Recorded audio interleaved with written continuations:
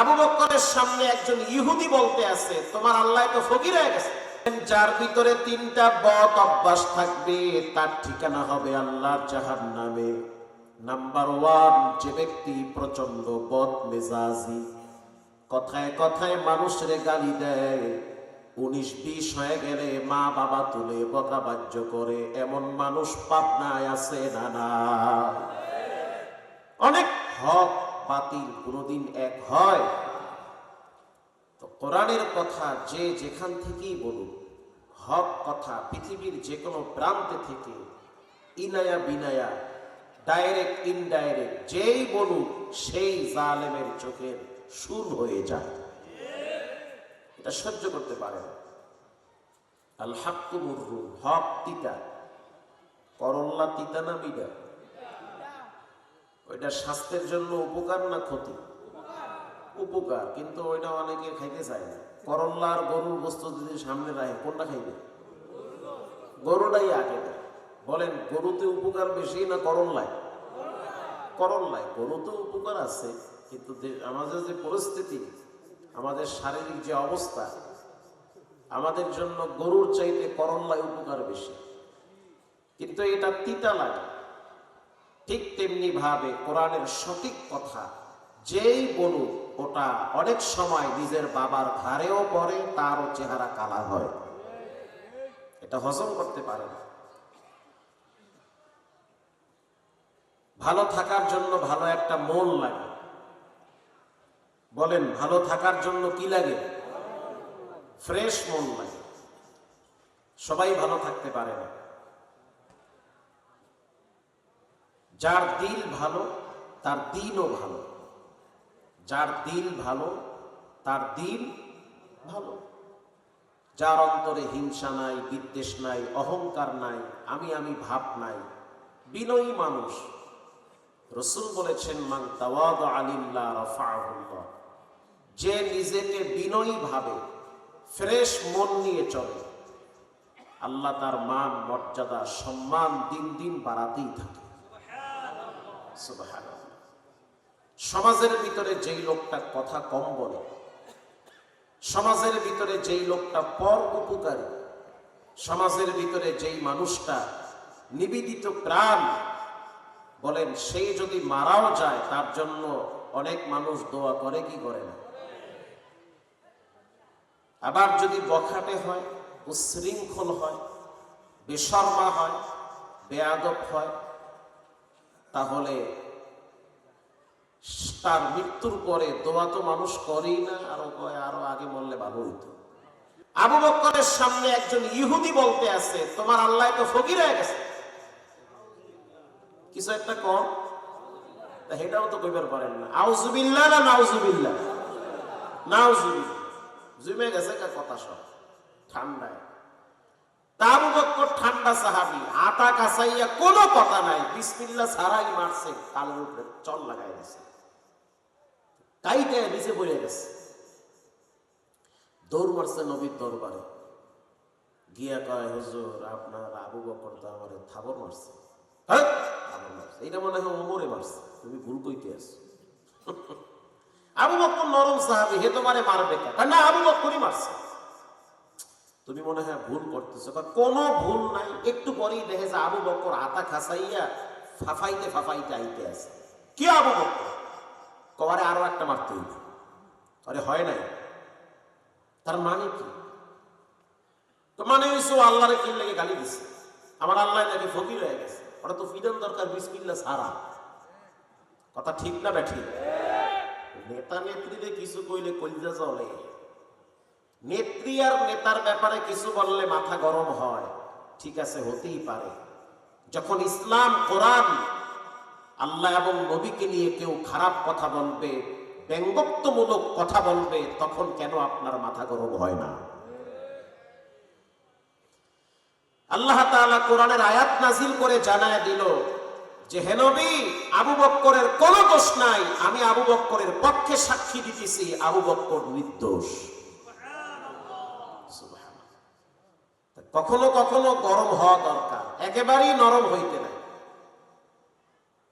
ছেলে মেয়ে কোচিং এ না গেলে আপনি চাইতে যান, কি লেগে কোচিং এ গেলি না? কষ্ট করি কার লইগে আমি? আর নামাজ না পড়লে আপনি লড়েন সরেন না, কিছুই করেন না। কেন বলেন না? মেয়েটা প্রাইভেটে না গেলে আপনার মাথা গরম হয়, অথচ মেয়েটা বড় হয়েছে, পর্দায় থাকা দরকার, খবর নেন না, কিছুই বলেন না। এই সমাজের মানুষ ছেলে মেয়েদের হাতে নির্যাতিত এমনি হয় না, নিজের হাতের কামাই। 80% নিজের হাতের কামাই। আমি তো আমার আব্বারে দেখছি চিকন কোন চিনিয়া শীতের ভিতরে ফজরের টাইমে মসজিদের বারান্দায় বয়া থাকত। একদিন যদি দেরি করে ফজরে যাইতাম মসজিদে, কোনো কথা নাই, পাশার কাপড় টান করে 3টে মারত। কই সম্মান তো আমার আব্বারে আল্লাহ মোটেও কমায় নাই, আমরাও তো ঠগি নেই, ইজ্জত তো আল্লাহ মোটেও আপনার চেয়ে কমায় নাই। জন্ম দিলেই বাপ হওয়া যায় না, বাবার দায়িত্ব হলো ছেলে মেয়েদেরকে রবের সাথে পরিচয় করায় দেওয়া। কয়জনে করে? সকালবেলা কুয়াশার ভিতরে ছেলে মেয়েদেরকে নিয়ে মা বাবা যেই পরিমাণ প্রাইভেট আর কোচিং নিয়ে ব্যস্ত থাকে, এর অর্ধেক নামাজে নিয়ে ব্যস্ত থাকে না। এই ছেলে মেয়ে দেশের শিক্ষা শেষ করে বাহিরের ডিগ্রি নিতে যাবে, ডিগ্রি নেওয়ার পরে দেশে আসার পরে মা বাবাকে যদি অবজ্ঞা করে বৃদ্ধাশ্রমে পাঠায়, এটা মা বাবার হাতের কামাই। কারো দোষ দিয়েন না, সব নিজের দোষ। আল্লাহর রাসূল বলেন, যার ভিতরে 3টা বদ অভ্যাস থাকবে তার ঠিকানা হবে আল্লাহর জাহান্নামে।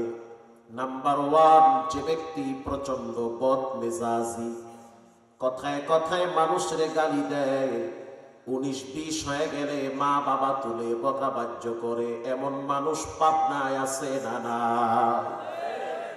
অনেক মানুষ হজ করছে কিন্তু ভাষা ভালো না, গালাগালি করে। আল্লাহর নবী বলেন 2 নম্বর, যার অন্তরের ভিতরে হিংসা আছে, অন্যের উপকার দেখলে, অন্যের উন্নতি দেখলে তার কলিজার ভিতরে কামড় মারে। যেই নিয়ামত আল্লাহ আপনাকে দিয়েছে ওটা আমার ক্রেডিট না, আপনারও ক্রেডিট না, নিঃসন্দেহে দয়া একজনের, তিনি হলেন কে? আল্লাহ আপনাকে সম্পদ দিয়েছে, আমার জ্বলার মানে কি? আল্লাহ আপনাকে মর্যাদা দিয়েছে, আমি কেন জ্বলবো? আল্লাহ আপনার সন্তানগুলারে শিক্ষিত বানাইছে, আমার কলিজায় তো কামড় মারার কথা না, বরং আপনার সফলতা দেখলে আমার উচিত আপনার জন্য আল্লাহর কাছে আরো বেশি দোয়া করা। কষ্ট হয় আপনাদের? ওয়ানসিতু লাআল্লাকুম তুরহামুন।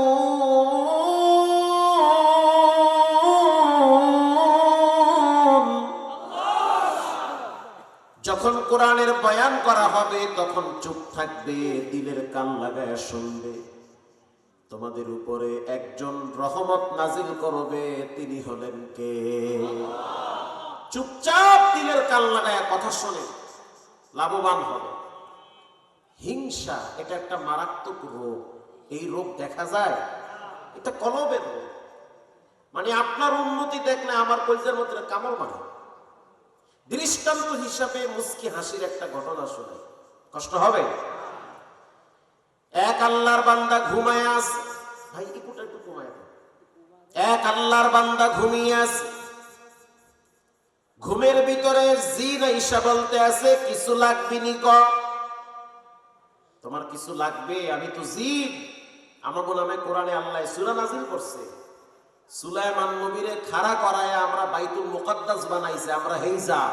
আল্লাহু আকবার। আমগো অনেক পাওয়ার আছে, আমগো এক একজনের হায়াত 1200 বছর, 1900 বছর আমরা বাঁচি। পুরি সুবহানাল্লাহ, তুমি কি লেগে আমার কাছে আইছো? তুমি গরিব মানুষ, তোমারে কিছু দিতে চাই, বলো তোমার কি লাগবে? এবার ওই ব্যক্তি বলতে আছে, আমি যেহেতু গরিব মানুষ, জমিনে হাল চাষ করি, কৃষি কাজ করি, 2টা গরু দিও। তোমার 2টা দেবো গরু, তোমার লাগে যার লাগে ঠেলা ঠেলি, যার ছায়া দেখলে তোমার কলিজায় কামড় দেয়, হেরে দেবো 4টে, কামড় একটাও লাগবে না। বোঝেন নাই? মানে আমারে দেবা 2টা, হেরে দেবা 4টা, দেবা কাহারে একটাও এটা কি করে? হিংসা। সকালবেলা স্ত্রী বলে, কি ব্যাপার, মন কেন খারাপ? স্বপ্নে আমি কি দেখলাম। কি দেখছো? জি নেই, সে বলতে আছে কিছু লাগবে নি। তা তুমি কইছো কি? কহ লাগবে। তো কই? আমারে দেবে দুইটা, ওরে দেবে চারটা, এর লেগে কইছে একটাও লাগবে না। বউ কয়, তুমি কি মগা না হগা? তো কে রে, চারটা না 10টা দুধ, তোমার সমস্যা কি? তোমারে তো মাগনা দুইটা দিতে আছে। কথা ঠিক না বেঠে? তোমাকে ফ্রি দুইটা দিচ্ছে। কিছুদিন পরে আবার বলতে আছে কিছু লাগবে। বলে হ্যাঁ লাগবে। কি? দুইটা গরু দে। পরে তুমি 4টা, 40টা দে, কওয়ার দরকার নাই, হললেও বলতে চলে। হিংসা, ভিতরটা জ্বললে পড়ে শেষ।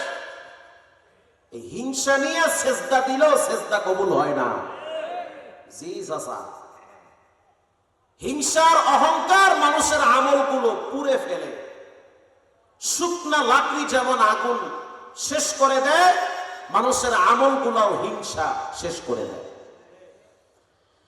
কিছুদিন পরে আবার আসছে কিছু লাগবে। হ্যাঁ লাগবে। কি লাগবে? দুইটা মহিষ দে, আফ্রিকার জঙ্গল থেকে আইনা দিবে। শর্ত ওরে দিব 4টা। দেও 4টা। পরের দিন দেখে ওরে 4টা, মোরে 2টা। কি জ্বলা জ্বলতে আছে রে, ওর 4টা, তো দরকার ছিল কি আমার 2টার? কিছুদিন পরে আবার আইসা বলতে আছে কিছু লাগবে। কয় হ্যাঁ লাগবে। কি লাগবে? কয় একতলা বিল্ডিং কইরা দে। কওয়ারে দিব 2 তলা। কয় দে 6 তলা, বা দেহারও দরকার নেই। সকালবেলায় ছায়া দেয়, হ্যাঁ 1 তলা, হ্যাঁ 2 তলা। মাথা কি ঠান্ডা না গরম? কিছুদিন পরে আবার আইসা বলে কিছু লাগবে। কয় হ্যাঁ লাগবে। কি?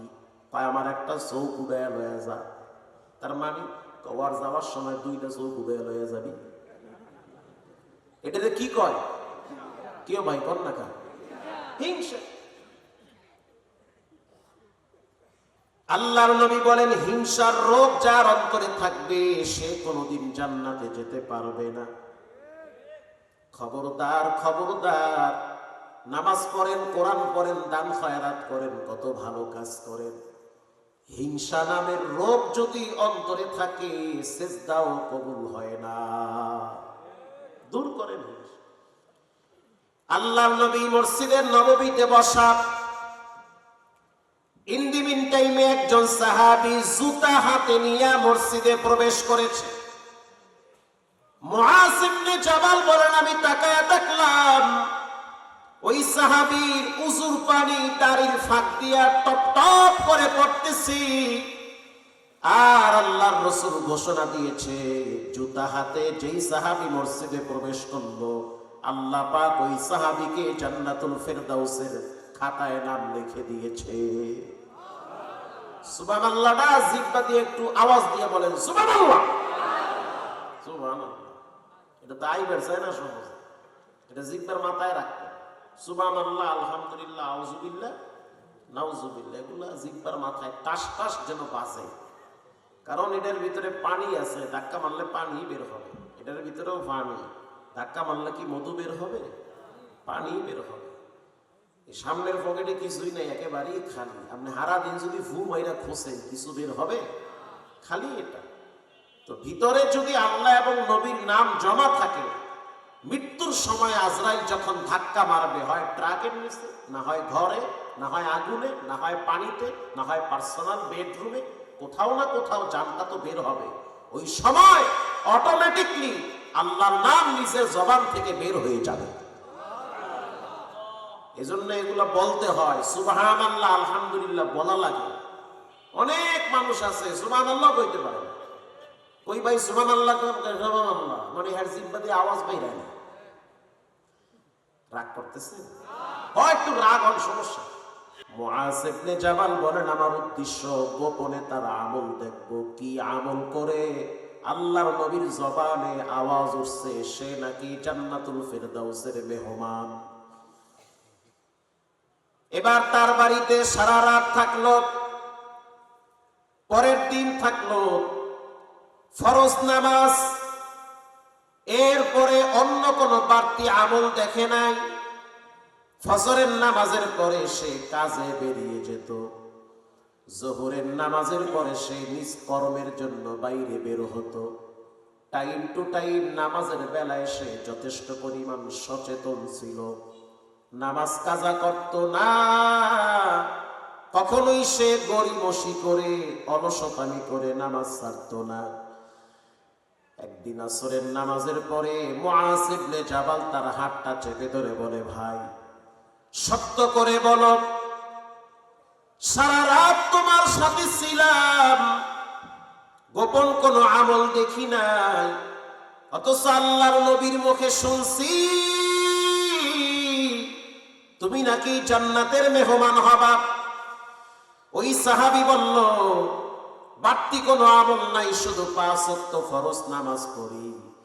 যদি রাসূলুল্লাহ বলে থাকে আমি জান্নাতে, এটা আমার জন্য খুশনসিব। তবে শুনে নাও, আল্লাহর নামের শপথ করে বললাম, আমার ভিতরে একটা আমল আছে, সেটা হলো কারো প্রতি বিন্দু পরিমাণ আমার অন্তরে হিংসা বিদ্বেষ নাই। আরো জোরে সুবহানাল্লাহ। মুআজ ইবনে জাবাল বলে, কপাল খুলছে, শুনে নাও, যার অন্তরে হিংসা বিদ্বেষ থাকবে না তার ঠিকানা আল্লাহর জান্নাতে হবে। প্রিয় ভাইরা আমার, কষ্ট হয় আপনাদের? এইবার ঠিক আছে, দেন এবার সাউন্ড দেন। প্রিয় ভাইরা আমার, ওই সাহাবীর নাম হলো সাদ বিন আবি ওয়াক্কাস রাদিয়াল্লাহু তাআলা আনহু। 10 জন জান্নাতের গ্যারান্টি প্রাপ্ত সাহাবী, তার ভিতরে একজনের নাম সাদ বিন আবি ওয়াক্কাস। সুবহানাল্লাহ। প্রিয় ভাইরা, অন্তরে হিংসা রাখা যাবে রাখেন না। আপনারা উত্তরবঙ্গের মানুষ, বড় সরল দিলের মানুষ। এবার আল্লাহর রাসূল বলেন, 3 নম্বরে যার ভিতরে অহংকার থাকবে সে জান্নাতে যাবে না। পৃথিবীর শ্রেষ্ঠ অহংকারী ব্যক্তির নাম হলো ইবলিস। বলেন কে? থাকেন ইবলিস। আল্লাহ বলে, ইবলিস সিজদা করো আদম রে। ইবলিস এবার যুক্তি পেশ করলো, ক্বালা আনা খায়রুম মিন খালাকতানি মিন নারিন ওয়া খালাকতাহু মিন তিন।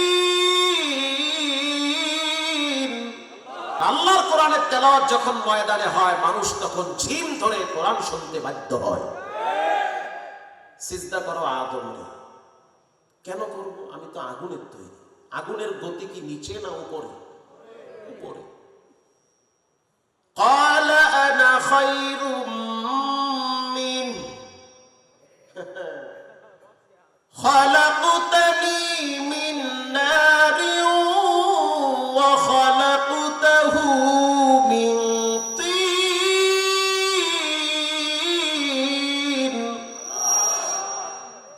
আদম হইল মাটির তৈরি, মাটির মানুষ, বড় দামি মানুষ। হ্যাঁ যুবক, মাটির মতো ঠান্ডা হয়, এত গরম কেন হয়? মাটির নিচে একদিন সবাইকে যাওয়া লাগবে। মাটির চরিত্র মানুষকে ঠান্ডা বানায় দেয়।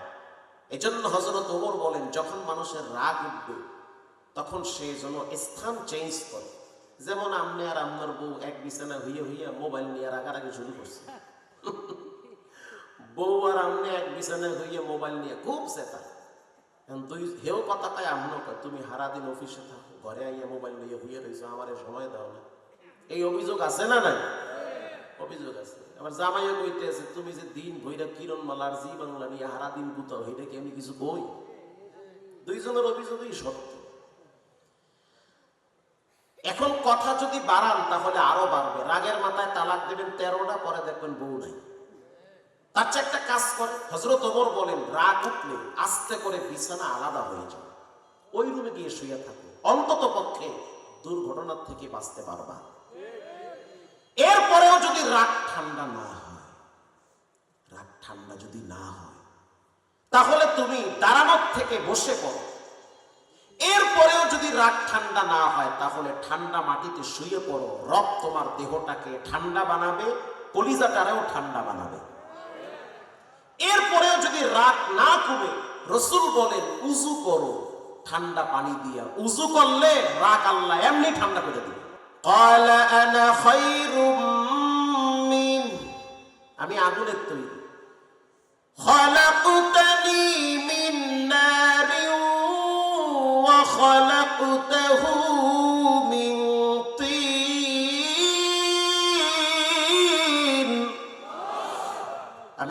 আগুনের তৈরি, সে মাটির তৈরি, তার সামনে আমি কেন মাথা নত করব? এটা অহংকার। বলেন এটা কি? অহংকার। 3 বদ অভ্যাস যার ভিতরে থাকবে সে জাহান্নামে যাবে।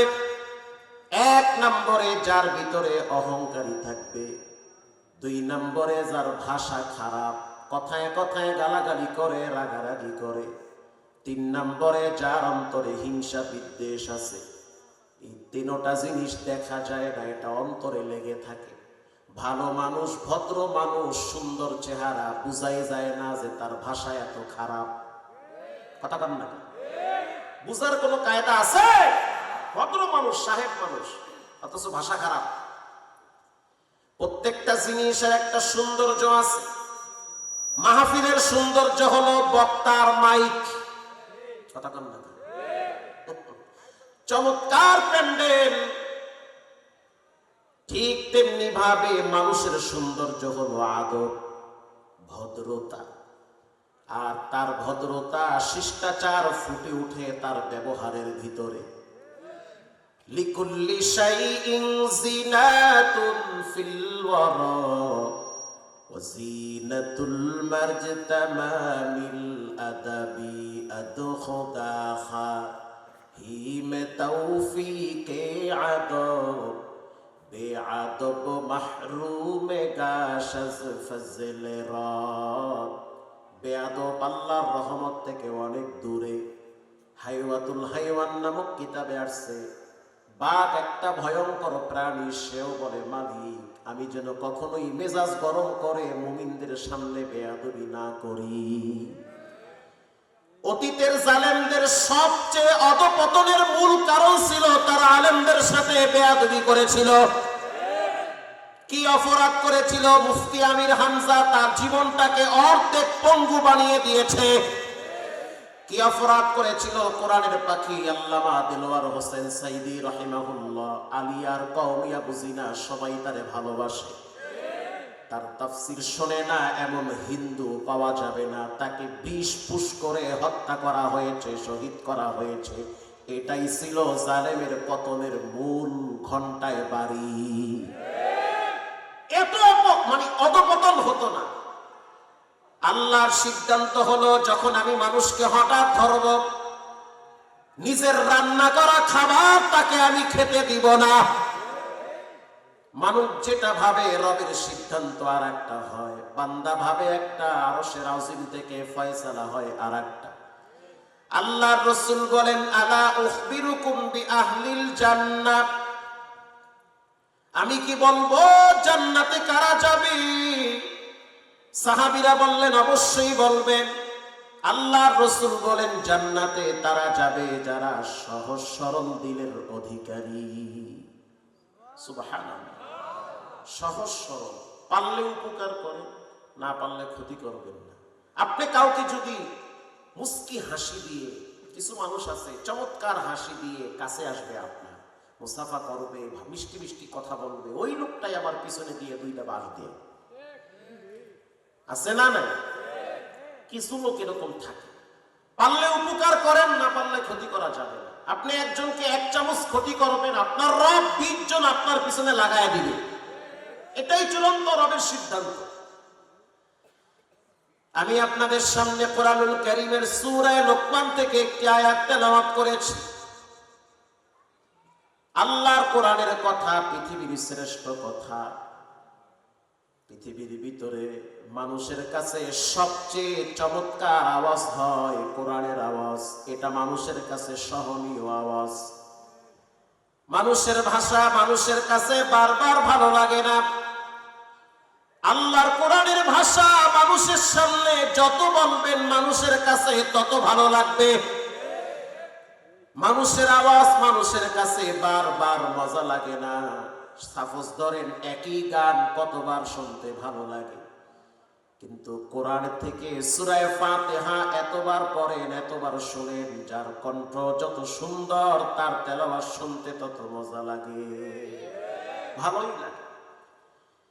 যদি সুযোগ থাকে জীবনে একবার মক্কায় যাইয়েন, উমরা করতে, রমজান মাসে। বাবার উপরে প্রেসার দিয়ে মোটর সাইকেল কিনেন, কিছুদিন পরে অ্যাক্সিডেন্ট করে হাত পাও ভেঙে হসপিটালে পড়ে থাকে। অনেক সময় মা বাবা বাধ্য হয়ে ছেলে মেয়েদেরকে মোটরসাইকেল কিনে দেয়। বাবাই চায় না সন্তানটা প্রতিষ্ঠিত হওয়ার আগে মোটরসাইকেল কিনুক, তারপরও ছেলের পীড়াপিড়িতে কিনে দেয়।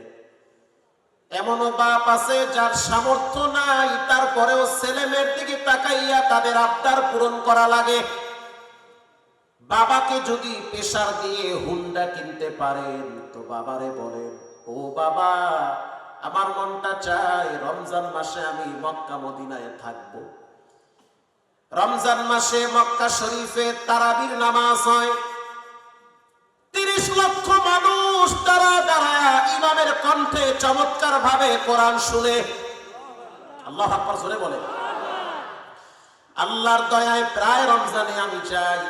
গত রমজানে গিয়া দেখলাম লম্বা টাইম নামাজে তেলাওয়াত চলে, ছোট ছোট বাচ্চারাও দাঁড়ায় থাকে, দাঁড়ায় দাঁড়ায় কোরআন তেলাওয়াত শুনে। 4 জন ইমাম, এক একজনের কণ্ঠ আল্লাহ এক এক রকম মধু ঢেলে দিয়েছে। যখন শায়েখ ইয়াসিন তুসারি কোরআন তেলাওয়াত করে তখন মনে হয় সবে মাত্র কোরআন নাজিল হইতেছে। এত মজা! আমি তো ছোট ছোট বাচ্চাদেরকে দেখছি নামাজে দাঁড়ায় দাঁড়ায় চোখের পানি ছেড়ে কাঁদে। আরবি যুবক ভাষা বুঝে, তরজমা বুঝে, ইমামও কাঁদে, মুসল্লিও কাঁদে, কারণ ওটা এমন একটা জায়গা মুসলমানদের জন্য হেদায়েতের মার্কাজ।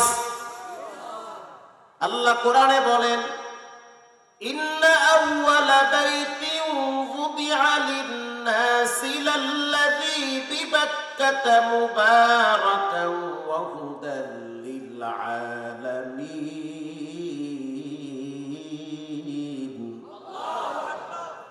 পবিত্র ঘর বাইতুল্লাহকে হেদায়েতের মার্কাজ বানিয়ে দিয়েছেন কে?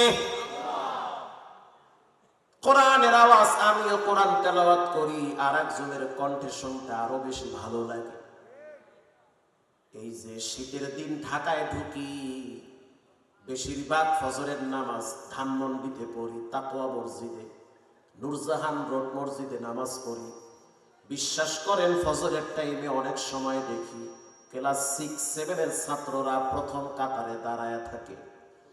শীতের ভিতরে যখন অনেক প্রাপ্ত বয়স্করা নামাজে আসে না, আর ওই সময় দেখি 6 এর ছাত্র, 7 এর ছাত্র প্রথম কাতারে দাঁড়ায়। তো একজনকে বললাম, ঠান্ডার ভিতরে ল্যাপ আর কম্বল ফালায়া আল্লাহর ঘরে নামাজে দাঁড়ায় গেলা, কি এমন মজা?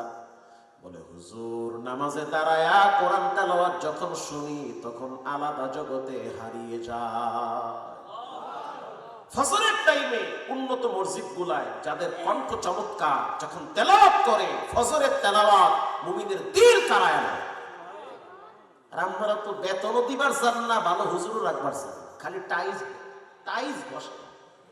কথা কম না, বেতন বাড়ায়া ভালো হুজুর রাখে, যার তেলাওয়াত শুনলে দিল কেড়ে যাবে। বেতন বাড়ায়া ভালো মুয়াজ্জিন রাখেন, যার আযান শুনলে বাচ্চারা ঘুম থেকে জাগ্রত হবে।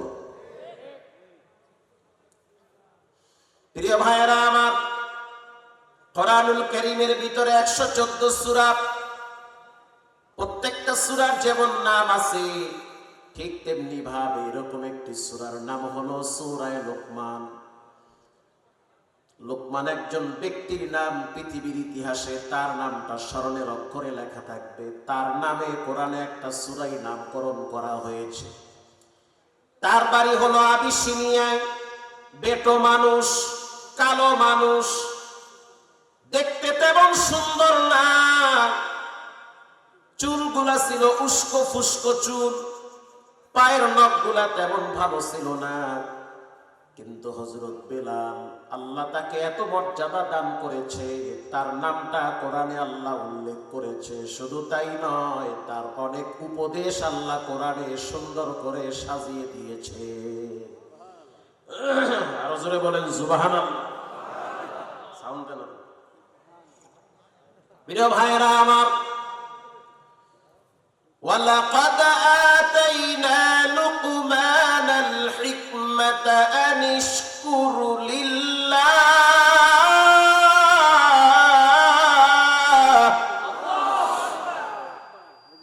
আল্লাহ রাব্বুল আলামিন লোকমানকে ইলম দান করেছে, জ্ঞান দান করেছে। এজন্য লোকমান আল্লাহর দরবারে শুকরিয়া আদায় করেছে। আল্লাহ আপনাদেরকে মুসলমান বানাইছে, আপনাদের উচিত আল্লাহর দরবারে শুকরিয়া আদায় করা। এই তো সাউন্ডটা ভালো লাগতেছে, মাশাআল্লাহ, ভালোই তো লাগতেছে। মাইকেলা ভাই খুব কষ্ট পাইতে আছে। ভাই কষ্ট পায় না, আপনি যখন বুঝতেছেন আমার সাউন্ডটা কত চমৎকার লাগে। এইবার একটু লাইনে আইছে না? হ্যাঁ, লাইনে আইবে ইনশাআল্লাহ। কোরআনুল কারীমের ভিতরে 114 সূরা, প্রত্যেকটা সূরার নাম আছে না নাই? এখানে 10 জন যুবককে যদি আমি দাঁড় করাই বা হাত তুলাই যে ভাই 10টা নায়কের নাম বলো, বলতে পারবে? পারবে না? চাচারাও কয় হুজুর কম কি, মোরাও তো পারি, কারণ মোরাও তো টিভির দোকানে বইয়া থাকি। 10 জন নায়িকার নাম জানে, 10টা খেলোয়াড়ের নাম জানে। কোন খেলোয়াড় কোন বদনা নিয়ে কত নাম্বার বাথরুমে গেছে এয়ারপোর্টে, এটাও ফেসবুকে লেখে। কথা কান না, খুব ভক্ত। কিন্তু 10টা সূরার নাম জিগাইলে অনেকেই পারে না। রংপুর গেছি ওয়াজ করতে, কবে যেন এক যুবক খুব ভক্ত, হুজুর আপনার বয়ান তো নিলে শুনি খুব ভালো লাগে। আমি কই মাশাআল্লাহ, খুবই ভালো। তো গল্প করতে করতে এক সময় বললাম তুমি কি ছানা পারো? হুজুর এটা খাইতে খুব মজা, আমাদের এখানে ছানা খুব ভালো। মানে হ্যাঁ মনে করছে আমি মনে হয় যে মিষ্টির ছানার কথা কইছি। আমি কি খাবার ছানা না, পড়ার ছানা। হুজুর ছানা আবার পরে? হ্যাঁ পরে, কিন্তু মুইও পারি না, আমার আব্বাই মনে হয় পারে না। কথা ঠিক না বেঠিক? অনেকেই আছে ছানা পারে না, অনেকে আছে এখানে এশারের নামাজও পড়ে নাই মনে হয়, এরকমও আছে। চাচাই কিছু বহুত আছে। আবার মাশাআল্লাহ তবারক লইয়া বাড়ি যাইবে, ফজরও পড়বে না। কথা কন না কেন? আবার অনেক আছে বয়ান শুনতে খুব মোশানে বইছে, খুব ফার্স্ট ক্লাস বয়ান, ওরে টান, এক টানে বেড়া আর এক টানে সাথিয়া, টান আর টান, সেই সাত বয়ানে।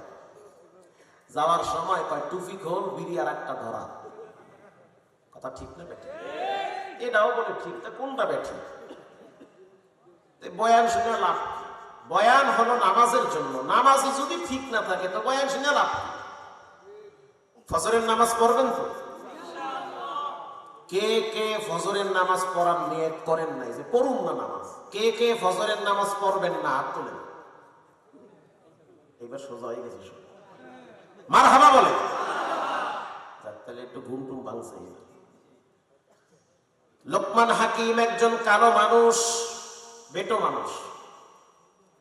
হাজার হাজার মানুষ তার সামনে বসে বসে বয়ান শোনেন।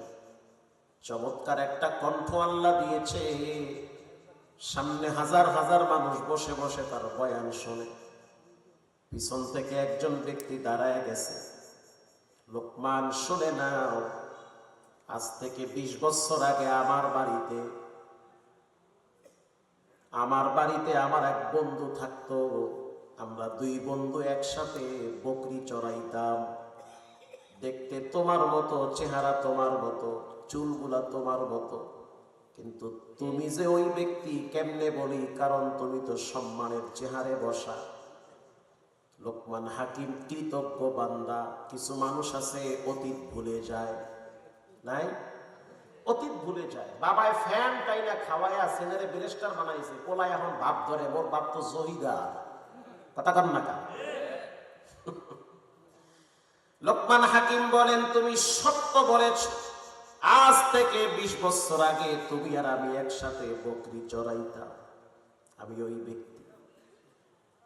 এবার ওই ব্যক্তি বলতেছে লোকমান 20 বছর আগে বকরি চড়াইতা, আর এখন তুমি চমৎকার বয়ান করো, এই সম্মান এই মর্যাদা কেমনে পাইলা? আল্লাহু আকবার! কেমনে পাইলা? আমি তো রাখালি রয়ে গেলাম। এবার লোকমান হাকিম বলেন শুনে নাও, আল্লাহ মানুষের সৌন্দর্য দেখা মর্যাদা দেয় না, আল্লাহ মানুষের দিল দেখে মর্যাদা দেয়। আল্লাহ মানুষের কিছু ব্যবহার দেখে, মানুষের কিছু আচরণে মর্যাদা বাড়ায়। লা ইয়ানজুরু ইলা সুওয়ারিকুম ওয়ালাকিন ইয়ানজুরু ইলা কুলুবিকুম ওয়া আ'মালিকুম। আল্লাহ মানুষের বাহ্যিক সুরত দেখে না, আল্লাহ মানুষের দিলের অবস্থা দেখে তার মর্যাদা বাড়ায়। রাখাল কইতেছে মর্যাদা বাড়ছে। সমস্ত তাফসিরের কিতাবে আলোচনা আছে। এবার লোকমান হাকিম বলে, শুনে নাও, তিনটা কারণে আমার রব আমার মর্যাদা বাড়াইছে। আল্লাহু আকবার। এক নম্বরে, আমি আমার জিহ্বাটাকে কন্ট্রোল করি। মা ইয়ালফিযু মিন কাওলিন ইল্লা লাদাইহি রাকীবুন আতীদ।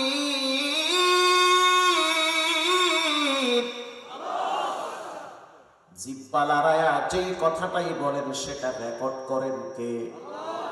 ও মুরব্বী সাবধান, চায়ের দোকানে বসে কার নামে গীবত করেন সেটাও কিন্তু আপনার রব রেকর্ড করতেছে।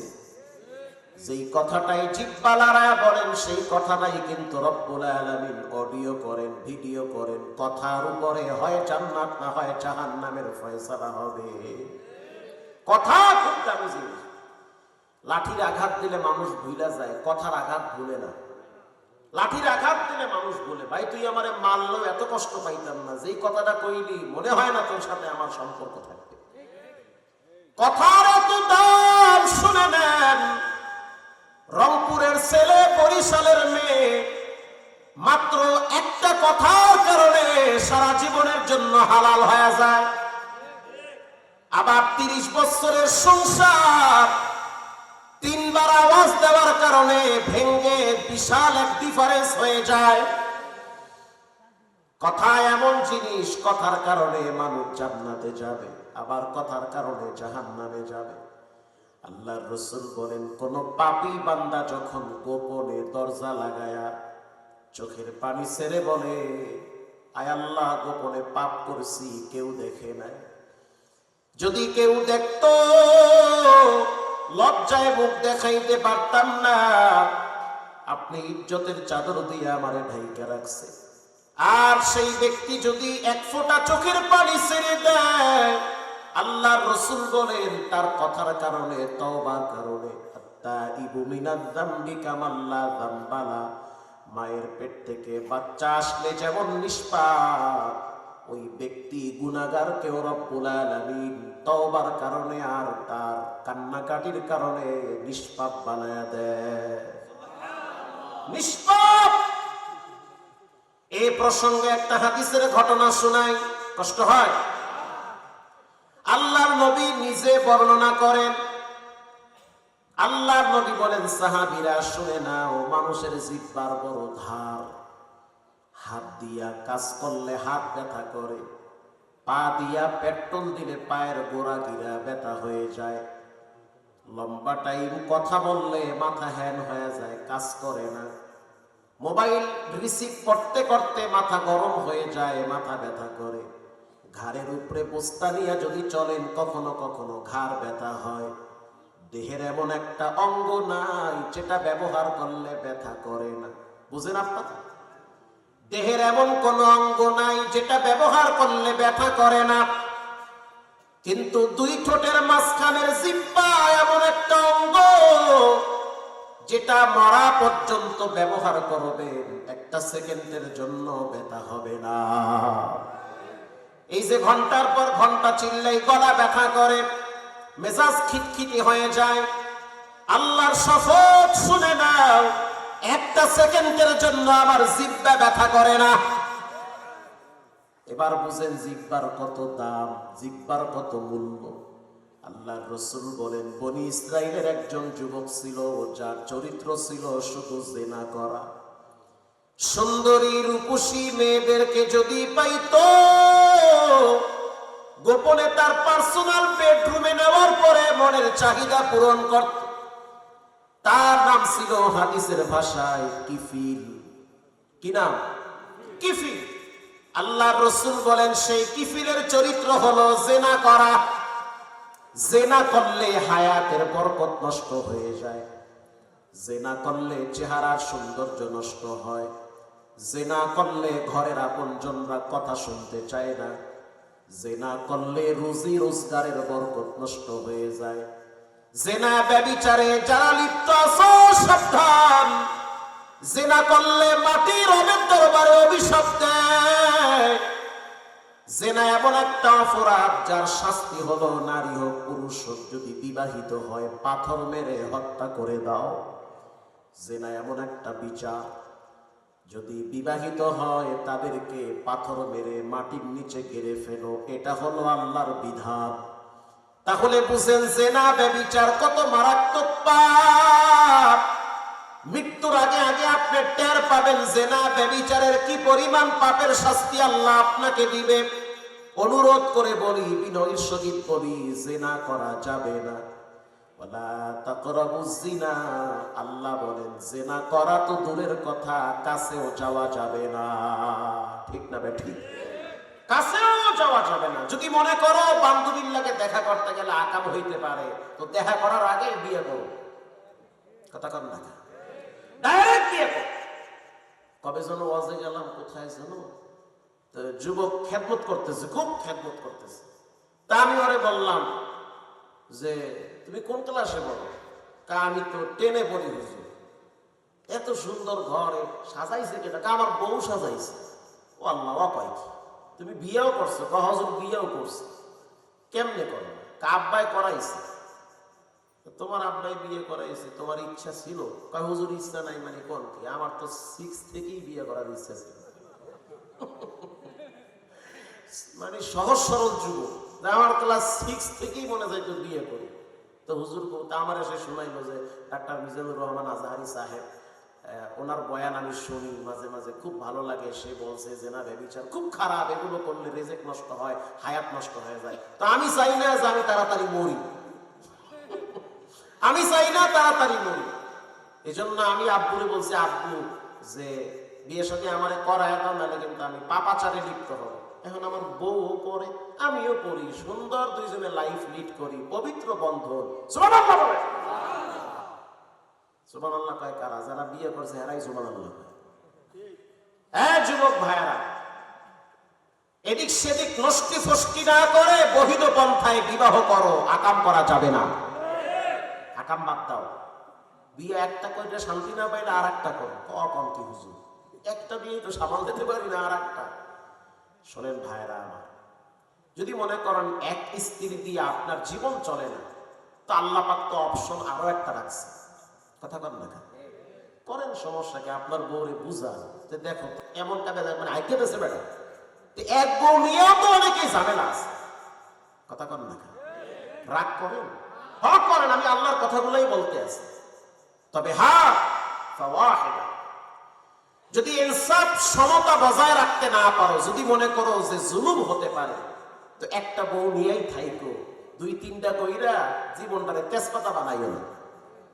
কথা কন না, একজন লইয়াই থাইকো, ওইটারে সাজায় গুজায় ঘরে রাখো। কিছু মহিলারা আছে ঘরে সাজে না, বাইরে সাজে, ঘরে হিট লইয়া থাকে, জামাই গেলে ঠিক না ঠিক? রাসূলুল্লাহ বলেছেন স্ত্রীকে শাসন করা যাবে যদি সে স্বামীর জন্য সাজগোজ না করে। ঘরে থাহে মাইন্ডারের মতো, বাইরে যখন নামে তখন সাজ্জে গুজ্জে একেবারে মনে হয় পরিমণি নামছে। ঘরে সাজে, যত পারফিউম আছে সব ঘরে ইউজ করে। নারীরা যখন পারফিউম ইউজ করে বাহিরে বের হয়, আর এই ঘ্রাণ যখন পুরুষের নাকে যায়, জেনার গুনাহ ওই নারীর আমলনামায় জমা হয়। আমনে তো কর নাউজুবিল্লাহ, আমার বউ মাইয়া তো ঠিকই রাস্তায় নামে, তখন তো কর নাউজুবিল্লাহ। কথা কর না, এগুলোর থেকে বাঁচতে হবে। আল্লাহ তৌফিক দান করে। আরো জোরে বলেন ঠান্ডায় জিব্বাও ঠান্ডা হয়ে গেছে, আরো জোরে বলেন আমিন। মাশাআল্লাহ। প্রিয় ভাইরা আমার, মা ইয়ালফিদু মিন কাউলিন ইল্লা লাদাইহি রাকিবুন আতীদ। জিহ্বা খুব দামি জিনিস, যাই বলে এটার উপরে বিচার হবে। আল্লাহর নবী বলেন, কিফিলের চরিত্র নারীদেরকে নিয়ে খারাপ কাজে লিপ্ত হইতো। ঘটনাক্রমে একদিন এক সুন্দরী সুশ্রী নারী কিফিলের বাড়িতে আসছে। আইসা বলতে আছে, কিফিল কিছু টাকা পয়সা আমারে ধার দাও, বিপদে পড়ছি, কিছু টাকা দাও, কোনো মতে যেন আমার জীবনটা চালাইতে পারি, ধার দাও। কিফিল বলতেছে, বিনিময় ছাড়া আমি কাউরে 1 টাকাও দেই না।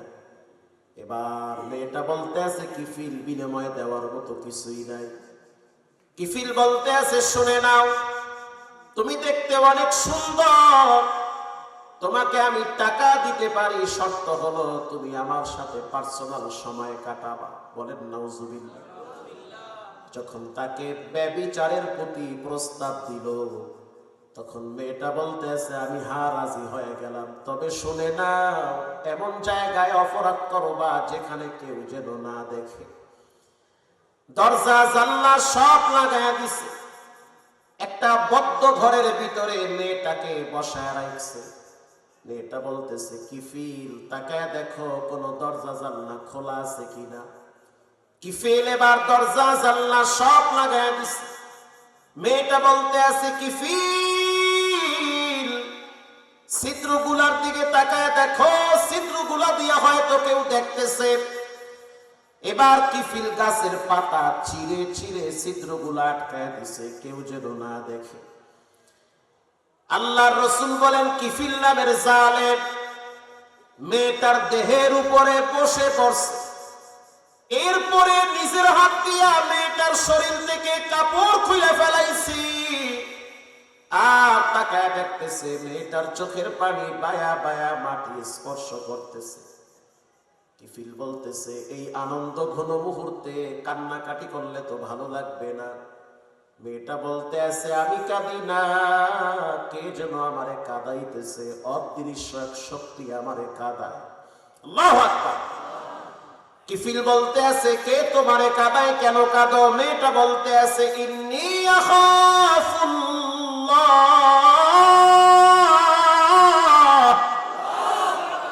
আমি আল্লাহরে অনেক ডরাই।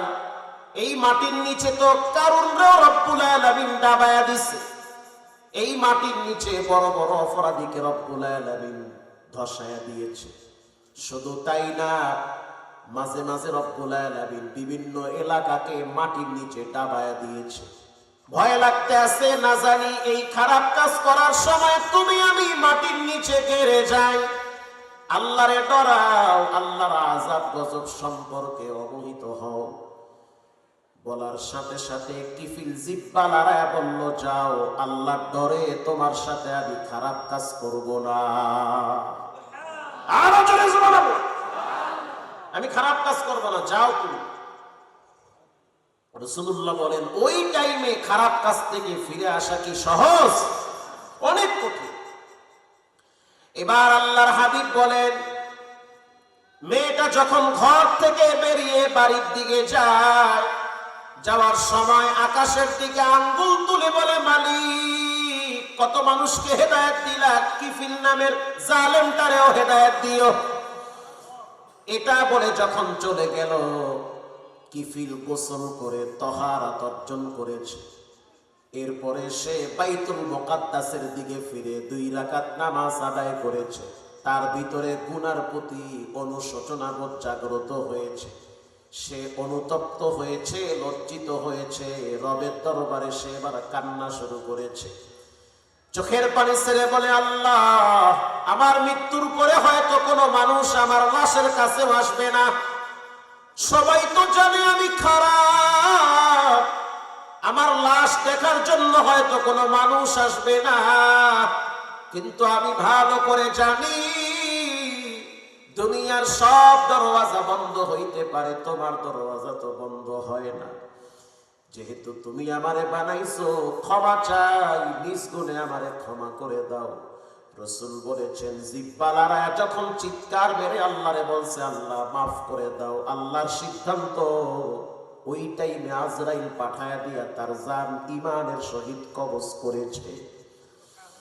জান যখন কবজ হয়ে গেল, নিথর দেহটা পড়ে আছে। হে যুবক, এমন একটা রাত নাই, দিন নাই, যেই রাতে দিনে এই দেশ থেকে যুবকের মৃত্যু হয় না। স্কুলের ছাত্র মরে, কলেজের ছাত্র মরে, মাদ্রাসার ছাত্র মরে, ছেলেও মরে, মেয়েও মরে। আজকে সকালেও তো দেখলাম মাওয়া রোডে 5 জন মারা গেছে। পত্র পত্রিকায় সোশ্যাল মিডিয়ায় দেখছেন একটা বাস নিয়ন্ত্রণ হারিয়ে হোক বা ষড়যন্ত্রমূলক হোক, টোল প্লাজায় টোল দিতেছে, বাসটা আইসা ডাইরেক্ট প্রাইভেট হুন্ডা সবাই উপরে উঠাইয়া দিছে। গাড়ি ছেসরাইতে অনেক দূরে নিয়ে গেছে। গতকাল রাত্রিবেলা ওই টোল প্লাজায় আমরা টোল দিয়া ঢাকায় ঢুকছি।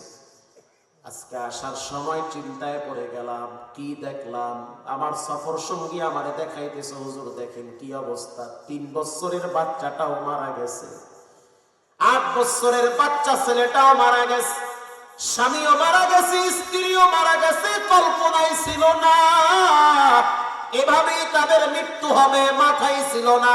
আল্লাহু আকবার।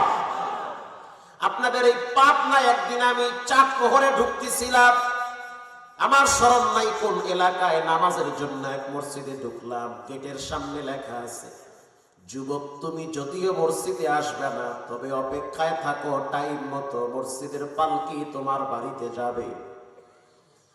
হে যুবক, যদিও তুমি মসজিদে আসবে না, কিন্তু মসজিদের পালকি তোমার বাড়িতে ঠিকই টাইম মতো যাবে। ঠিক না ঠিক?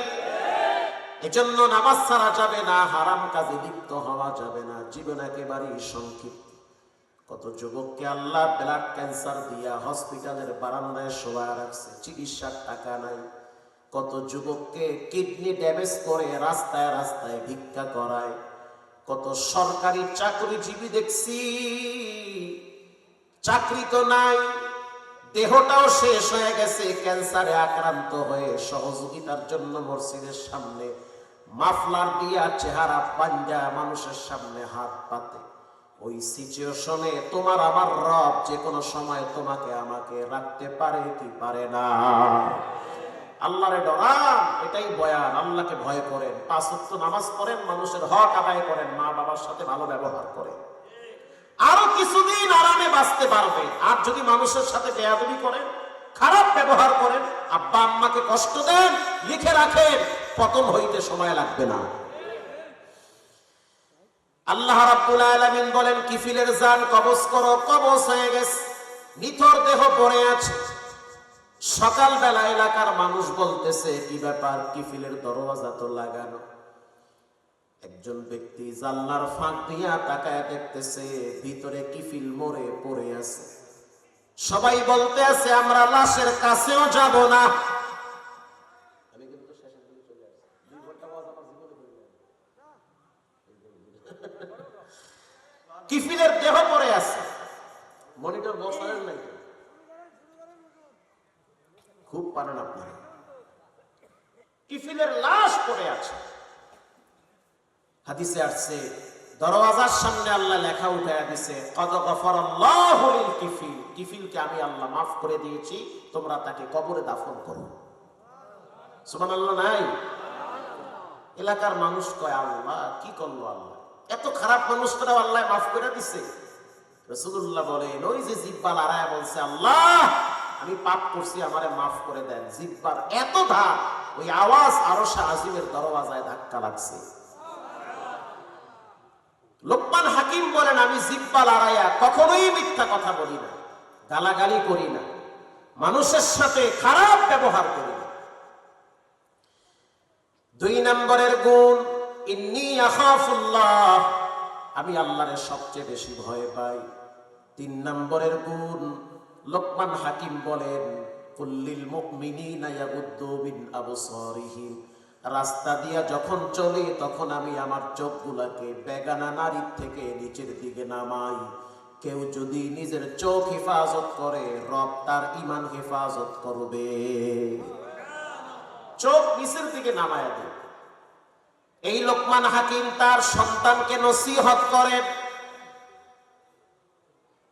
وَإِذْ قَالَ لُقْمَانُ لِابْنِهِ وَهُوَ يَعِظُهُ يَا بُنَيَّ لَا تُشْرِكْ بِاللَّهِ।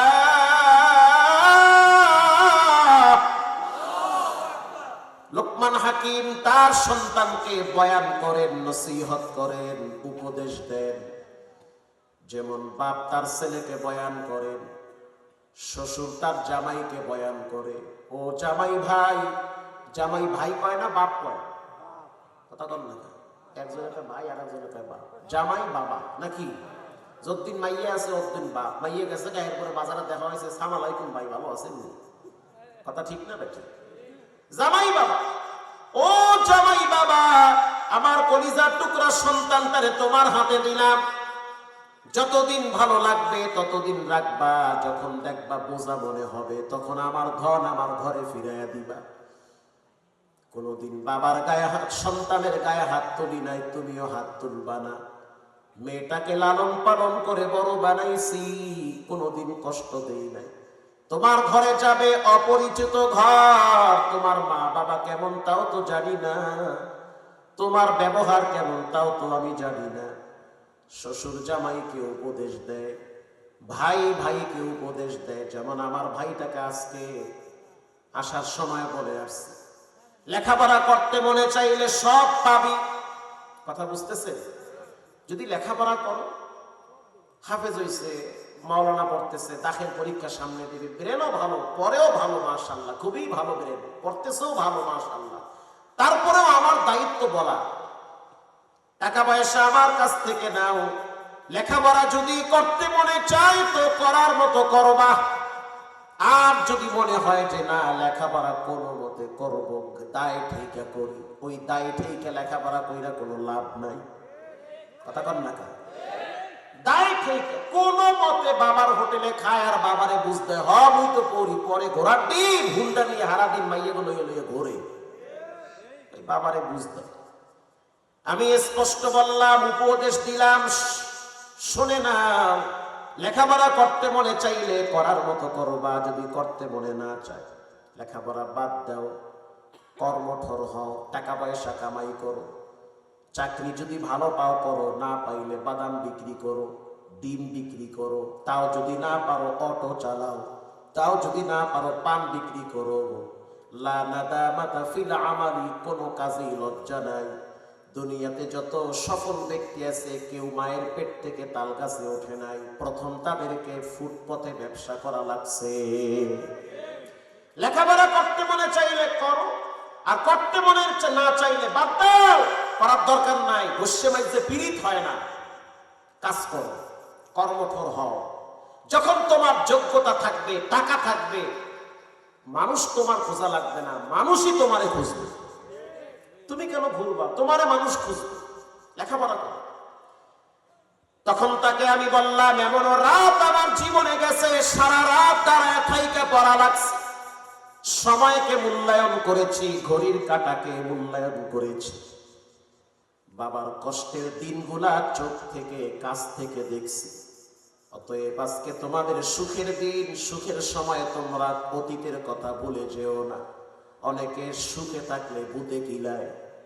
কথা কর না কেন? এই যে সাভারে ঢোকার সময় বাইপাইল আছে, বাইপাইল আছে না? আছে। রাত 10টার পরে এক বেচারায় ওখানে টং দোকান দিয়া পরাটা বেলে, পরাটা, পরাটা চেনেন? পরাটা চেনেন না? মানে ও পরাটাও চেনে, চেনা ভালো। হুজুর খাইয়ে তো সকালবেলা পরাটা পায়েস বেছে। পায়েস চেনে?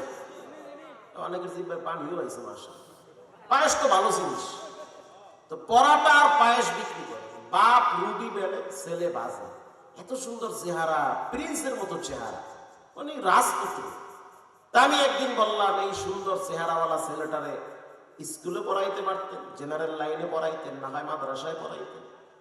দেশালাম মাদ্রাসায়, হুজুর শয়তানে ধরছে। কিসে ধরছে? এত সাধারণত ধরবে। এরপরে দিছি স্কুলে, স্কুলে যাওয়ার পরে দেখি শরীরে ধরছে, মানে মেয়েরা ধরছে। তার মানে ওরে মেয়েরই রোগ পাইছে, ও মেয়েদের পিছিয়ে পিছিয়ে ঘুরে আর টিকটক বানায়।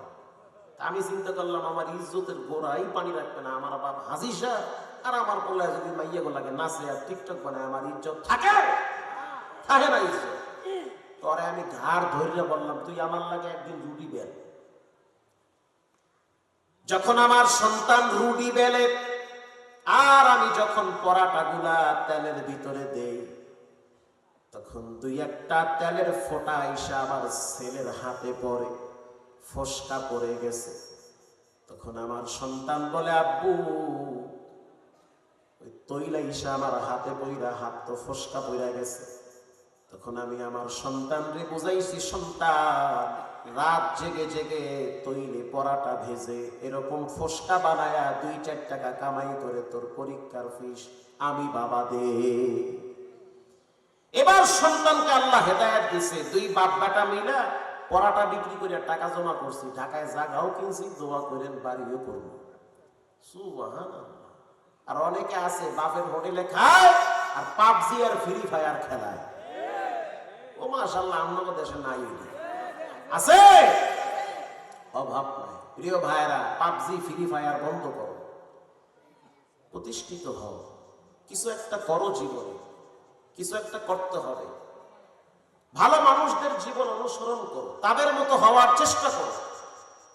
সবসময় বড় স্বপ্ন দেখতে হবে। আমি কেন মানুষের পিছনে ঘুরবো, মানুষ আমার পিছনে ঘুরবে। দৃঢ় প্রতিজ্ঞা অর্জন করতে হবে। এবার লোকমান হাকিম বলেন, সন্তান খবরদার, কখনোই আল্লাহর সাথে শিরিক করা যাবে না। ইন্নাশ শিরকা লাযুলমুন আযীম, শিরিক মস্ত বড় অপরাধ। শিরিকের চেয়ে বড় অপরাধ আল্লাহর জমিনে আর নাই। লোকমান হাকিম যখন তার সন্তানকে শিরিকের ব্যাপারে বয়ান করল, আল্লাহ বলেন, ওয়াসাইনাল ইনসানা বিওয়ালিদাইহি, ও লোকমানের সন্তান শুনে নাও, খবরদার কখনোই মা বাবার সাথে বেয়াদবি করবা না। বাপ সন্তানকে আল্লাহর ব্যাপারে পরিচয় করায়া দিছে, আর আল্লাহ সন্তানের কলিজায় মা বাবার ভালোবাসা বাড়ায়া দিছে। এখান থেকে একটা শিক্ষা নেন, ভালো করে নিয়ে। যেই মা বাবা ছেলে মেয়েদেরকে তার স্রষ্টাকে চিনায়, রবকে চিনায়, নবীকে চিনায়, ওই ছেলেমেয়ের কলিজার ভিতরে আল্লাহ নিজে মা বাবার প্রতি ভালোবাসা ঢেলে দেয়। ঢেলে দিতে গিয়ে আবার কেন তাহিরির কথা আপনারা মনে পড়ে, মানে ভালোবাসা কলিজার ভিতরে আল্লাহ ঢাইলা দেয়। আপনি যখন আপনার ছেলে মেয়েকে রব চিনাবেন, নবী চিনাবেন, ইসলাম চিনাবেন, কোরআন চিনাবেন, ছেলে মেয়ে অটোমেটিক আপনাকে চিনবে। জি কইলো ঠিক, না কইলো ঠিক, উনি আসতে আছে কথা তো ঠিক। আর যদি আপনি আপনার ছেলে মেয়েকে আল্লাহরে না চিনেন, নবীরে না চিনেন, বিশ্বাস করেন এক সময় দেখবেন আপনারাও চিনবেন। যেমন আমার মায় মাঝে মাঝে এমন এমন কথা কয়, এটি হলে আমার মাথা গরম হয়ে যায়। কিন্তু কোরআন শরীফ পড়ছি, কোরআনে আল্লাহ বলছে মা বাবা বুড়ো বুড়ি হয়ে গেলে তাকে মেজাজ গরম থাকে, খবরদার মেজাজ গরম হইলে তুমি আবার চেতো না, তুমি ঠান্ডা থাকতো। কথা কি বোঝে? এটা তো আমার বাংলা ভাষার কবিতার বই না। আল্লাহ কোরআনে বলছেন, ওয়ালা তানহারুহুমা, মা বাবা কখনো কখনো অদ্ভুত প্রশ্ন করবে, এমন এমন ব্যবহার করবে যেটা তোমার কাছে ভাল লাগবে না, কারণ তাদের বয়স হয়েছে। ওই বয়সে তুমি গেলে তুমিও বুঝবা তোমার কেমন লাগে। তখন তোমার মায়ের ব্যবহার খারাপ থাকবে, মেজাজ খিটখিটি হয়ে যাবে, তখন এমন এমন কথা বলবে যেগুলো তোমার মাইন্ডে লাগবে। আল্লাহ বলেন, ওয়ালা তানহারুহুমা, খবরদার, উফিউ ওয়ালা তানহারুহুমা, এমন ব্যবহার কইরো না যে মা এরকম বলে, আহ আমার পোলায় করলো কি, আহ পোলায় ঢাকায় বউ নিয়ে তাহে, হ্যাঁ সংসার চলে, আর যখন বলে আমারে কিছু দে তখন তার ইনকাম থাকে না, করলো কি পোলায়। আল্লাহ কোরআনে বলেন, ইয়াসআলুনাকা মাযা ইউনফিকুন কুল মা আনফাকতুম মিন খায়রিন ফালিল ওয়ালিদাইনি ওয়াল আকরাবিন।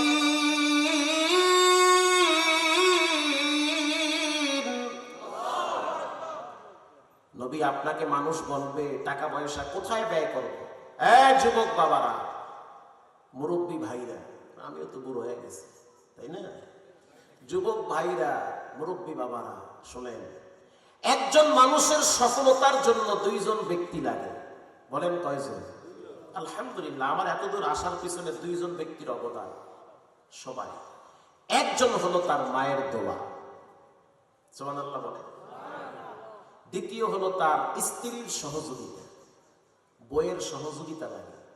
দৈনিক রাইতে ওয়াজ কইরা ঘরে যায়, এই মহিলার তো প্রতিদিন 2টা-3টায় ঘুম ভাঙে।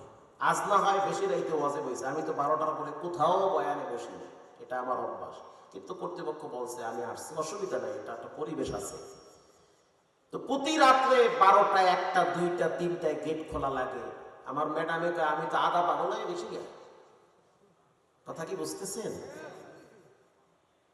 তো মাঝে মাঝে মেজাজ তো অনেক গরম হয়ে যায়, ঘুম হয় না, মেজাজ খিটখিটে হয়। আবার ফোন যেই পরিমাণ বাজে, ফোনের যন্ত্রণায় অস্থির। প্রবাসীরা, আমার বড় ফোনটা তো গাড়িতে, ফোনের মেসেজ দেখলে আপনি নিজেও অজ্ঞান হয়ে যাবেন, এই পরিমাণ মেসেজ। এখন আমার ম্যাডাম যদি আমারে কইতো যে দরকার নাই, সব বাদ দিয়া ঘরে বই আল্লাহ বিল্লাহ করে, এতদূর আসতে পারতাম? পারতাম না। কোন পুরুষ যখন বাহিরে কাজে বের হয় তখন তার জীবনে ঝই ঝামেলা, ঝড় ঝাপটা আছে না নাই? কাজ করতে গিয়ে অনেক পুরুষ পা হারিয়ে ফেলে, কর্মজীবনে অনেকের চাকরি হারায়, হয় না? হয়তো অনেকের এমন হয় অ্যাক্সিডেন্ট করে তার জীবনের অর্ধেক শেষ হয়ে গেছে, ব্যবসায় নামছে, লস খাইছে। এরকম ঝামেলা কার জীবনে আসে না বলে? সবার জীবনে আসে। মায়ের যদি দোয়া থাকে, স্ত্রীর যদি সহযোগিতা থাকে, সাপোর্ট থাকে, বিশ্বাস করে ওই পুরুষকে কখনোই কেউ পিছায়া ফালায়া রাখতে পারে না। পুরুষ দুর্বল হয় ঘরের নারীর ভেস্কিতে, কথা কন না কা? পুরুষ দুর্বল হয় ঘরের নারীর ভেস্কিতে। নারী যখন ভেস্কি দেয় তখন পুরুষ শেষ। আর ঘরের নারী যদি বলে তোমার কোনো টেনশন নাই, তোমার পা গেছে কি হয়েছে, চাকরি গেছে কি হয়েছে, আমরা 3 বেলার জায়গায় 1 বেলা খাবো, ওই পুরুষ যদি লুলাও হয় তারপরেও সে ঘুরে দাঁড়ায়। তাহলে আপনার আমার সফলতার জন্য কয়জন ব্যক্তি লাগে? 2 জন লাগে। নাম্বার 1 মায়ের দোয়া লাগে, নাম্বার 2 স্ত্রীর সাপোর্ট লাগে, সহযোগিতা লাগে, ঠিক না ব্যাঠিক? এজন্য সন্তানদেরকে আল্লাহ এবং নবীর পরিচয় দেন। সন্তানরা দেখবেন আপনাকেও চিনবে, আপনার স্ত্রীকেও চিনবে, সে তার মাকে চিনবে। যেই ছেলে মেয়েরা আল্লাহকে চিনে না, রসুলকে চিনে না, সে তার মা বাবাকে চিনতে চায় না। আল্লাহর নবী বলেন আল জান্নাতু তাহতা আকদামিল উম্মাহাত, মায়ের পায়ের নিচে সন্তানের জন্য জান্নাত রেখে দিয়েছেন কে?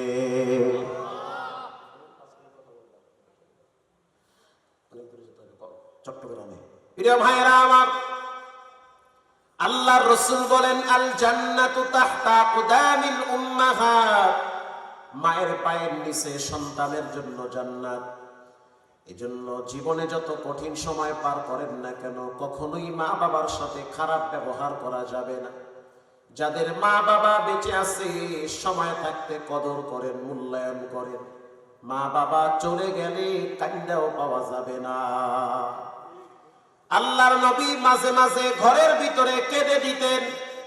মা আয়েশা বলেন কেন কাঁদেন ইয়া নবী আল্লাহ? বলে আজকে এতিমকে দেখেছি, ঈদের দিন এতিম বাচ্চা ধুলাবালু নিয়ে খেলা করতেছে। আল্লাহর রাসূল গিয়ে প্রশ্ন করল মা ইউবকি, কেন কাঁদো, কি হয়েছে?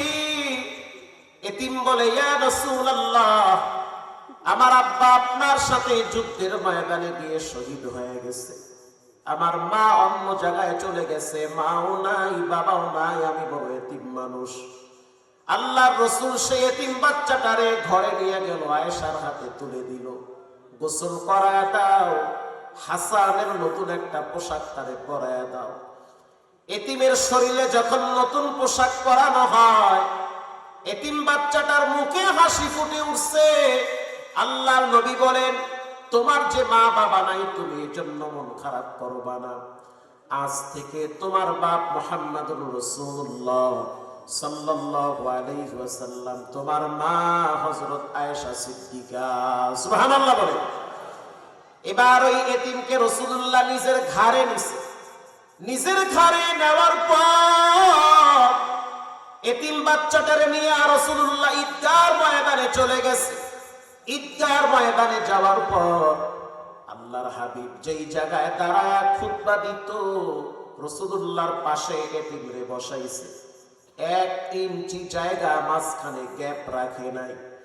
আর সাহাবায়ে কেরাম আশ্চর্য হয়ে গেল, কোন সন্তান যে কিনা আল্লাহর নবীর পাশে একেবারে শরীরের সাথে শরীর লাগায় বসে পড়ছে।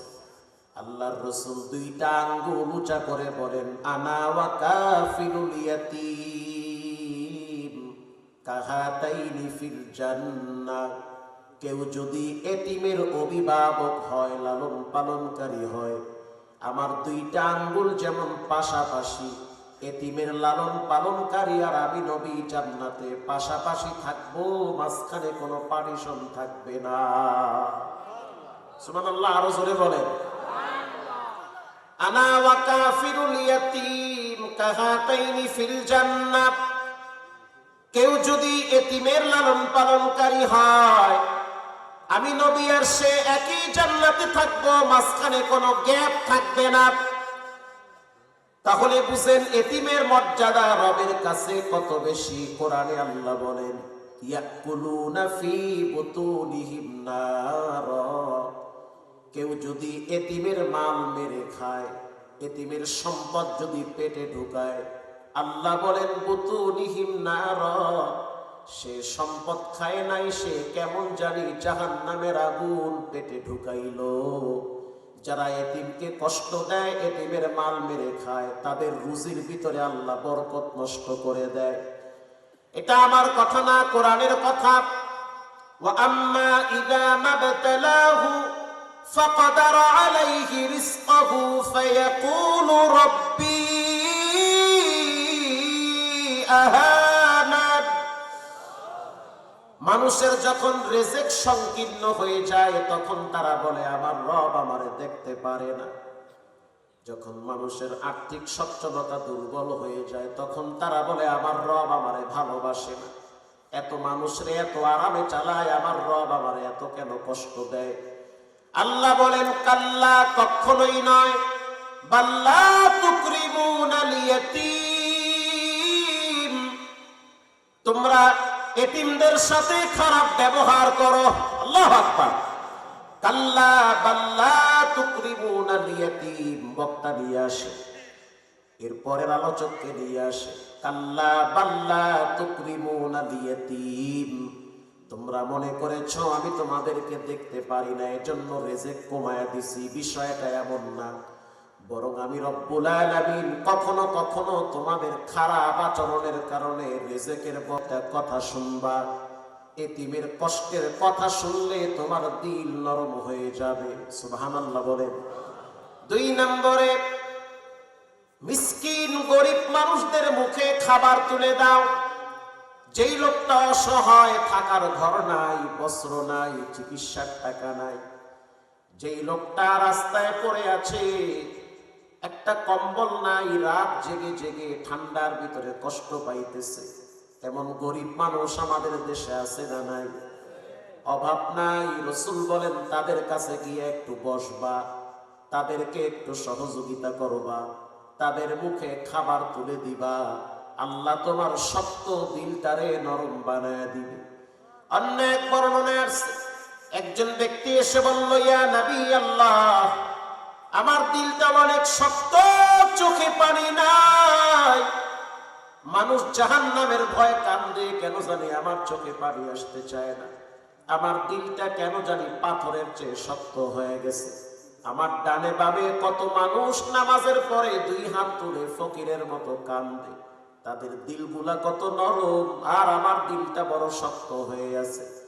আল্লাহর নবী বলেন, শুনে নাও, তুমি একটা কাজ করো, একা একা মাঝে মাঝে নীরবে কবরস্থানে যাবা। কবরস্থানে যাওয়ার পরে গোরস্থানে একা দাঁড়ায় থাকবা, চোখ বন্ধ করে থাকবা। তখন দেখবা কত প্রতাপশালী নামি দামি মানুষ এই কবরে শুয়ে আছে, যাদের হুঙ্কারে পুরা পাপ না কাঁপতো, এখন তাদের অনেকের পায়ের নিচে মাটিও না। কথা ঠিক না বেঠিক?